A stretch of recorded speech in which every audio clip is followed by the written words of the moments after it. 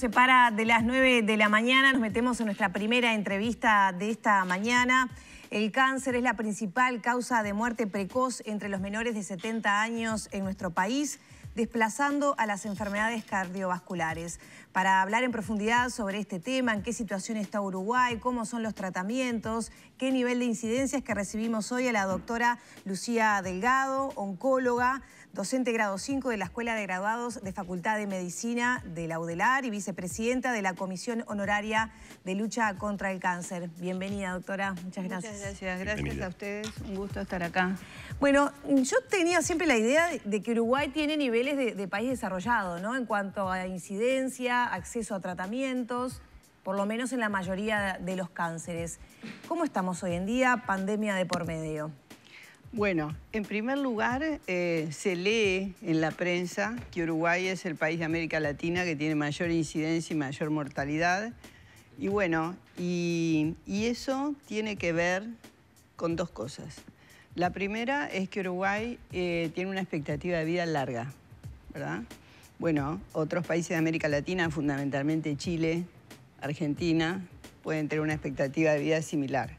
Además, tenemos un estilo de vida occidental y eso que muchas veces, bueno, decimos, nosotros somos iguales, ¿verdad?, a los países occidentales, tiene muchos elementos que son los principales factores de riesgo para las enfermedades antes llamadas crónicas, ahora no transmisibles, de las cuales el cáncer es una de las principales, ¿verdad?, y que son, lo vuelvo a repetir, la principal pandemia en cuanto a enfermedades, porque 3 de cada 4 muertes que ocurren en el mundo se deben a las enfermedades no transmisibles y de ellas, a nivel mundial, el cáncer ocupa el segundo lugar.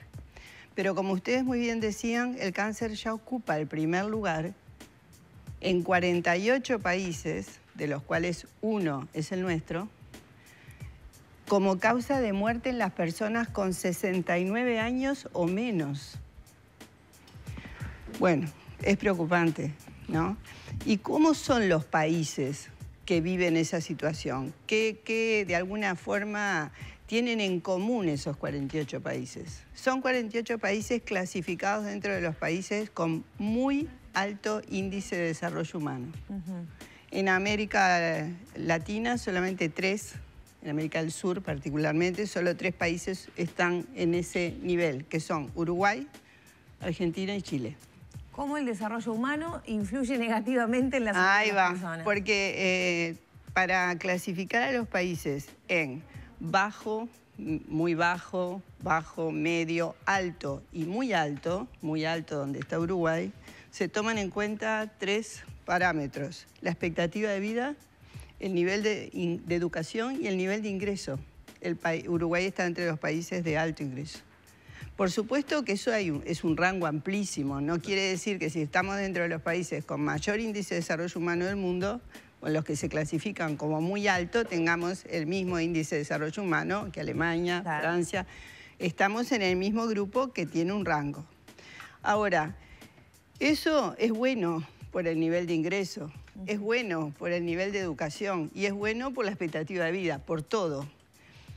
Pero esos países también se caracterizan por un estilo de vida. Y ese estilo de vida, como yo decía, incluye factores de muy alto riesgo. Por ejemplo, sin duda el principal, el primero, ¿cuál es? El sedentarismo, el tabaquismo, ahí está, el sedentarismo, el consumo nocivo problemático de alcohol, el peso no saludable, ¿verdad? Y el principal de todos, que no lo clasificaría como vinculado al estilo de vida, sino como una adicción. Como muy bien me han corregido mis colegas que entienden de esto, el cigarrillo, el tabaquismo, es una adicción. El tabaquismo es la principal pandemia que vive la humanidad. Y se los voy a poner en cifras. Esta pandemia infecciosa por COVID realmente nos ha cambiado la vida. Nos ha alejado personas muy queridas. Cada familia ha perdido, o muchas familias, a personas que son, bueno, personas, ¿verdad? Y como todas, muy queridas y muy dolorosa esa pérdida. Estaba repasando antes de venir. En el mundo, en estos 20 meses de pandemia, fallecieron casi 5 millones de personas en 20 meses. En un año, si lo ponemos en un promedio mensual, yo venía pensando ahora, serían entre 2,5 millones y 3 millones en 20 meses. ¿Saben cuántas personas mata el tabaco? Y esto está en la página de la OMS, no es un invento mío. Por año, no en 20 meses. En 12 meses, no. 8 millones. Entonces digo, ¿tenemos realmente conciencia cuando no tomamos la decisión de pedir ayuda si no podemos solos para abandonar esto que es mucho más riesgoso, como en términos de mortalidad, de enfermarse, no solo de cáncer? Claro. ¿Verdad? Sin duda que es el principal factor de riesgo para cáncer. Más del 20% de las muertes por cáncer se deben al tabaco. Pero si no te morís de cáncer antes de los 69 años, o después, bueno, pero es la causa principal antes de los 70, te morís de una enfermedad cardiovascular, que no solo quiere decir infarto, muchas veces en broma, ¿no? Porque todos queremos vivir, pero decimos, bueno, pero qué mejor, ¿no?, que una muerte así súbita o un infarto y chau. No es solo eso. Es una causa principal de accidentes vasculares encefálicos, quedás con una hemiplegia, con un déficit neurológico que, bueno, afecta indudablemente la calidad de vida del paciente y su familia. Claro. Una enfermedad pulmonar obstructiva crónica, ¿verdad? De manera que, fíjense, llevamos en 20 meses 4.900.000 y pico de muertes por COVID. Es tremendo, ¿no? Todos tenemos una preocupación enorme, pero por año, no en 20 meses, fallecen 8 millones de personas, de acuerdo a la OMS, debido al tabaco. Entonces, creo que uno debería, porque hay muchas cosas importantes, pero esta, sin duda, es la más importante. Y si bien en Uruguay ha habido una reducción muy importante del consumo de tabaco, muy importante, Uruguay está entre los países que tienen más fumadores. Y entonces uno lo puede ver ahí, decir es el peor, ¿no? O uno de los peores. Pero es el país que, teniendo más, redujo más. Por eso que la Organización Mundial de la Salud, la Organización Panamericana de la Salud, el mundo entero, considera a Uruguay un país líder en la lucha contra el tabaquismo. Pero falta mucho y todos los productos del tabaco, todos son riesgosos. No se puede cambiar el cigarrillo común por un cigarrillo electrónico o por un producto de tabaco calentado. Y eso también no lo inventé porque soy oncóloga, pero el tabaco, principal factor de riesgo para cáncer, es motivo de mi estudio y del estudio de muchos colegas del ámbito académico. Y realmente hace poco hubo varias presentaciones en el Día Mundial contra el Tabaquismo. Se leyeron todos los artículos científicos, las recomendaciones de la OMS que establece claramente todos los productos de tabaco son nocivos, incluidos los cigarrillos electrónicos y los productos de tabaco calentado, que acaba de ser autorizada su comercialización en nuestro país, y nos preocupa enormemente. Es un enorme retroceso dar el mensaje de que algún producto de tabaco calentado es tabaco calentado. No tiene el papel del tabaco, pero el tabaco contiene muchísimos carcinógenos. Incluso la nicotina, que es el principal producto que provoca adicción, también es carcinógena. Entonces, el mensaje tiene que ser claro, y la lucha que cada uno de nosotros debe dar, y las autoridades de la salud, el país debe dar, es el combate a toda forma de consumo de tabaco, y eso es lo más importante de todo. Doctora, ¿la incidencia de cáncer subió en los últimos años en Uruguay? En el mundo está subiendo, en Uruguay no. Bien. Uruguay ha tenido logros. Muchas veces se lo compara con otros países de la región en base a la publicación de la IARC, el Globocan, que es la publicación que hace la Organización Mundial de la Salud para poder comparar los países entre sí. Comparan lo que se llaman las tasas ajustadas, son ajustadas por edad, ¿verdad? Porque si la incidencia, ¿verdad?, del cáncer depende de la expectativa de vida, cuanto más vivimos, más riesgo de enfermar de cáncer tenemos. Entonces los países con mayor expectativa de vida van a tener una incidencia mayor. Para poder comparar los países entre sí, hay que ajustar, hay que calcular o estimar el número de casos que tendrían si todos tuvieran la misma estructura etaria de población. Y eso hace, pero ¿cómo lo hace? Lo hace en base a los datos que reportan los países. Ahora, ¿todos los países reportan datos nacionales fiables? No. En América Latina, el único país, el único que tiene un registro nacional de cáncer de base poblacional y de alta calidad es Uruguay. Uruguay. No lo digo yo, lo reconocen todos los países. Hay otro registro muy bueno que es el de Cali. Cali es una ciudad de Colombia, pero no es de Colombia, es de la ciudad de Cali. Es excelente. Entonces, ¿qué pasa? ¿Qué hace la OMS? Como no tiene registros en América Latina, otros que no sea el de Uruguay, de base poblacional, o sea, de toda la población, y de alta calidad, de buena calidad, estima en función de registros que de repente son de ciudades. Por ejemplo, San Pablo, en Brasil.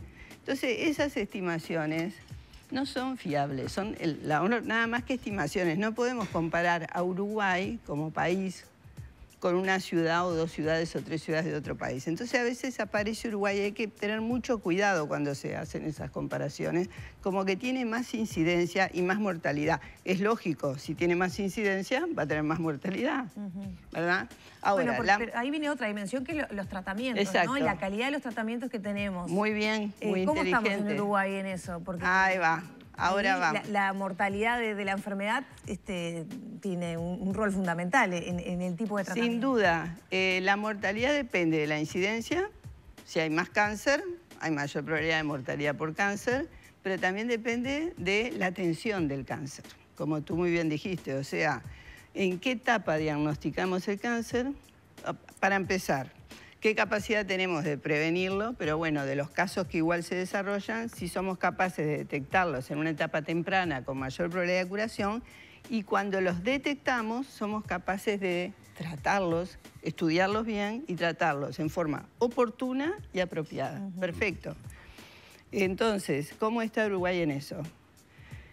Otra vez, ¿no? De todos los países de América Latina, si ustedes miran bien, y voy a incluir de América, de Estados Unidos hacia el sur, porque Canadá tiene otra situación. Ustedes saben cómo es, el que puede pagarse un seguro, ¿verdad? Mismo en Argentina, no hay un sistema nacional integrado de salud con un vademecum único. Y la gente que tiene las obras sociales paga muchísimo por cada tratamiento. No es gratis. En Uruguay, la hormonoterapia, la quimioterapia y los tratamientos de alto precio, que casi todos los que tienen un beneficio significativo están en el Fondo Nacional de Recursos, son sin copago. Todavía tenemos cosas para hacer, ¿eh? No es que seamos perfectos. Y las tenemos, hemos ido avanzando en el tiempo. Por ejemplo, no todas las radioterapias son gratuitas, porque a todo lo que implica nueva tecnología, como los medicamentos de alto costo, que implica un gasto importante para el Estado, se va priorizando e incluyendo, tomando en cuenta si hay alternativas o no. No es que haya personas que no se puedan irradiar. No se pueden irradiar de repente si no pagan con la técnica más sofisticada. Está bien, todos queremos la mejor, pero no es que no se puedan tratar. Pero bueno, todavía falta. Falta, por ejemplo, en transporte. No es lo mismo para una persona que tiene que recibir un tratamiento de radioterapia de un mes, vivir en Montevideo, que tener que trasladarse 200 o 400 kilómetros y alojarse, porque no va a ir y venir todos los días. Una cosa son 200 kilómetros y otra de repente son algunos más. Una cosa es que yo pueda pagar ese transporte diario o esté en condiciones de hacerlo o que no. Entonces, aunque les parezca mentira, a nivel público eso está mucho mejor resuelto que a nivel privado. Ustedes saben que el Hospital Maciel tiene una casa donde las personas se pueden alojar, el Instituto Nacional de Cáncer también brinda alojamiento, el Hospital de Clínicas tiene un piso donde las personas se pueden quedar, pero a nivel privado eso es muy heterogéneo y genera muchas veces dificultades. ¿Eso pasa solo en Uruguay? No, pasa y mucho peor en los otros países. Entonces, las diferencias que se publican dependen más de déficit de registro. Ahora, ¿tenemos la misma situación de acceso, verdad, que otros países más desarrollados? Respecto a Estados Unidos, sí, sin ninguna duda. Quizás respecto a otros países como Francia, como Alemania, como lo fue España, no. Queda por hacer y eso explica una parte de la diferencia en mortalidad en la que tenemos que avanzar, y es en la de asegurar el acceso a todas y a todos los pacientes que lo necesiten con equidad. Bien. Doctora, y en tema prevención, porque usted decía, bueno, es uno de los factores fundamentales, la pandemia. Afectó en el tema mamografías, en el tema colonoscopías, es decir, una serie de exámenes que justamente lo que permiten es ese diagnóstico temprano. Exacto. Que es clave. Sí. Fíjense que la mitad de los cánceres, entre un tercio y la mitad, se podrían evitar. O sea que hay, si en este momento tenemos X cantidad de personas con cáncer, por lo menos un tercio podrían no haber enfermado, al menos en esta etapa de la vida. Quizás si viven muchísimo, sí. Y de los que se diagnostican, que no se pudieron prevenir, al menos otro tercio se puede controlar a largo plazo, curar. Entonces, ¿cómo incidió la pandemia en esos avances? Porque usted me preguntaba, en el mundo la incidencia de cáncer y la mortalidad van en aumento.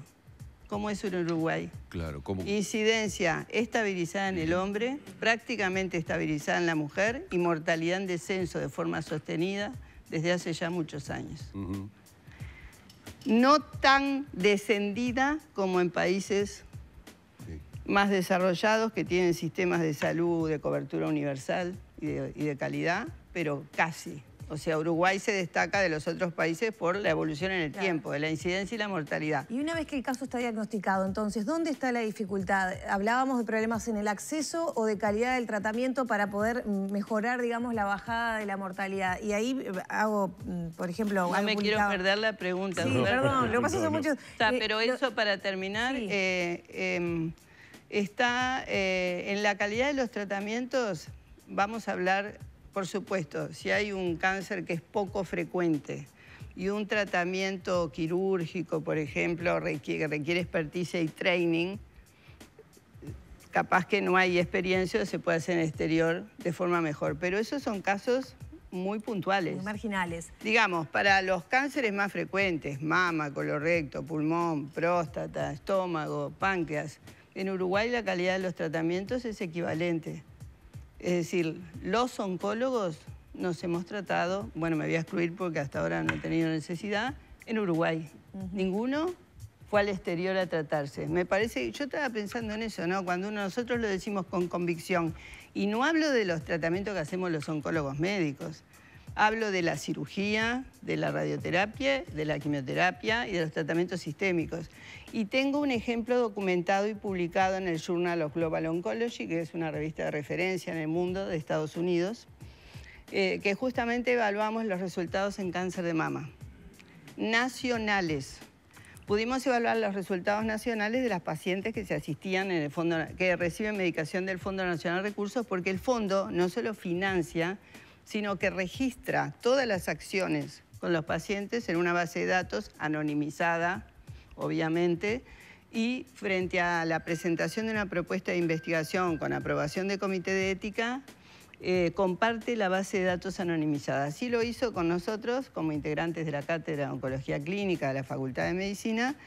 Estudiamos las 10.000 pacientes tratadas en 10 años en Uruguay y los resultados fueron exactamente los mismos, pero con la misma sobrevida que en los estudios clínicos internacionales que dieron, que avalaron esos tratamientos. O sea, eso demuestra que al menos en cáncer de mama tenemos los mejores resultados posibles, porque en un estudio clínico, bueno, se cuida a los pacientes, en fin, tiene condiciones ideales y se los selecciona muy bien. Así que eso, salvo excepciones, vuelvo a decir, de tumores poco frecuentes que requieran de un training que por su baja frecuencia en el medio no se puede tener, no amerita la ida al exterior. Lo que sí puede cambiar, si nos comparamos con el sirio-libanés, por ejemplo, la gente que me está escuchando dice, sí, pero acá es cierto esto. Y es cierto no solo en Uruguay, ¿verdad? En el sistema de salud que es posible construir para todos, no tenemos condiciones para que venga una persona y en el día hagamos el diagnóstico de todos los estudios, el Ateneo o el Comité de Tumores. Yo quisiera eso para mí, pero eso no hay recursos. Y en Brasil tampoco, porque eso es solamente para los pacientes que pueden pagar muchos miles de dólares por en un día y bueno, y si uno puede, magnífico. Eso es distinto, pero es distinto en cualquier parte del mundo, en el propio Brasil. Con respecto al impacto de la pandemia, quizás era el tema más importante de hoy. También, desde la Facultad de Medicina, es nuestra obligación, no es que yo diga desde la Facultad de Medicina, entonces esté diciendo los docentes somos mejores, no. Una cosa es como profesional, excelentes profesionales, no se precisa ser docente, pero el docente tiene funciones diferentes. Formar los recursos humanos y generar conocimiento. Es nuestra obligación, así que no hicimos nada que nos destaque más que cumplir con nuestro trabajo.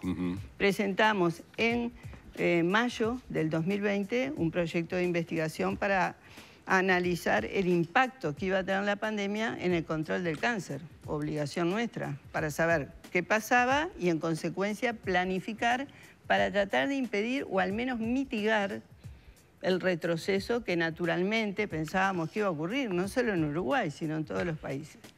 Bueno, revisamos la literatura y los países con más recursos ya habían publicado estimaciones que nos ponían muy nerviosos. Por ejemplo, el Reino Unido estimaba que como consecuencia de la pandemia y de los retrasos de la atención que naturalmente iba a provocar, iba a haber un aumento del orden del 20 al 30% de la mortalidad por cáncer, que es la primera causa de muerte antes de los 70 años.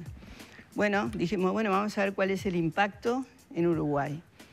No en mortalidad, porque eso ahora no lo podemos medir, pero sí en el diagnóstico temprano, que es el principal condicionante, porque nosotros tenemos acceso a tratamiento en tiempo y forma. El principal condicionante entonces iba a ser si íbamos a llegar al diagnóstico en una etapa temprana y si íbamos a estar previniendo el mismo número de cánceres, porque el PAP, por ejemplo, en cuello uterino, no solo detecta el cáncer en etapa temprana, puede detectar las enfermedades precancerosas y evitar el desarrollo de cáncer. Y lo mismo, el test de sangre oculta en materias fecales. Puede detectar un adenoma, que es un tumor benigno, que se iba a transformar, resecarlo y evitar el cáncer de colon. Entonces, fuimos a mirar. ¿Qué pasó? En el primer trimestre, que publicamos ya también en esta revista, el Journal of Global Oncology, hubo un descenso tremendo del tamizaje, o sea, de los estudios. ¿Qué es tamizaje?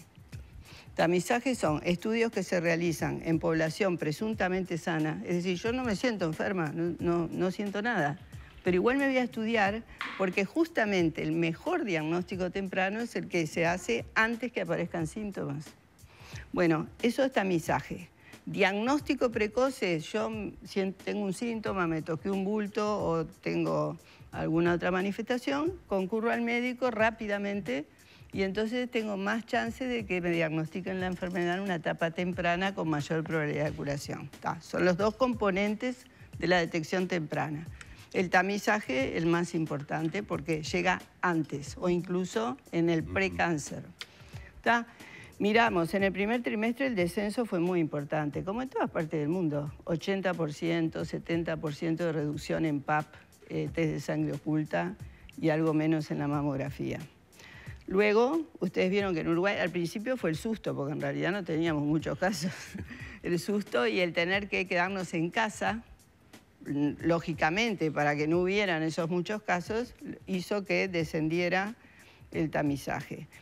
También las instituciones y las recomendaciones mismas de las instituciones internacionales y de nuestra propia cátedra fue vamos a no hacer tamizaje ahora. ¿Por qué? Porque implicaba estimular o promover que una persona que podía estar sana en la enorme mayoría de los casos iba a subirse a un ómnibus o a un taxi o, bueno, si iba en su auto a entrar a un centro de salud cuando todavía no teníamos condiciones seguras, no teníamos experiencia. Eso fue el primer trimestre. Después, bueno, las instituciones de salud ya tienen una propuesta segura de concurrir, los ómnibus, en fin, todo lo que ustedes ya saben. Y entonces decimos, bueno, que el médico de cabecera, de acuerdo al nivel de riesgo, ya trate de que las personas estudien. Entonces mejoró, pero igual siguió bajo. Se los digo en promedio. En los 18 meses de pandemia hasta el 30 de junio, el tamizaje en promedio, o sea, el PAP, la mamografía y el test de sangre oculta, bajó entre el 40 y el 50%. Bien. En promedio. Entonces eso va a tener un impacto muy importante. ¿Por qué? Eso quiere decir que bajó el número de cánceres diagnosticados en estos 18 meses. Pero existen, van a aparecer ahora, todos juntos, sumados a los que igual iban a aparecer. desborde del sistema de salud si no tomamos esto en cuenta y replanificamos la atención, ¿verdad? Y probablemente diagnóstico en etapas más tardías. O sea que hay que rápidamente repensar cómo evitar que esto impacte y bueno, y podamos recuperar el control del cáncer. Así que sé que se ha alargado y ustedes están preocupados por el tiempo y les agradezco enormemente. Muchísimas gracias porque es muy valiosa toda esta información. Muchas gracias, doctora. No, gracias a ustedes. Cerramos por aquí entonces la entrevista con la oncóloga Lucía Delgado.